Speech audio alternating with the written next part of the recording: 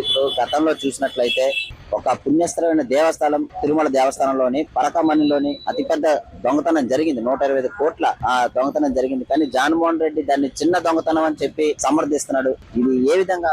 ఇదైతే మాత్రం హర్షించదగ్గ విషయం అయితే కాదండి. ఎందుకంటే మన హిందుత్వానికి సంబంధించినంత వరకు కూడా వెంకటేశ్వర స్వామి అనేది మాత్రం చాలా భక్తి ప్రబలంతో కలిసి ఉన్నది. అది ప్రతి హిందూ కూడా దాన్ని మాత్రం వ్యతిరేకిస్తున్నారండి. అది హర్షించదగ్గ విషయం అయితే కాదు. మరి వాళ్ళు ఎలా ఏ ఉద్దేశంతో మాట్లాడుతున్నారో కూడా ప్రజలకి అర్థమవుతుంది, అందరికీ తెలుస్తుంది. అది మాత్రం వాళ్ళ విజ్ఞతగా వదిలేస్తున్నారు.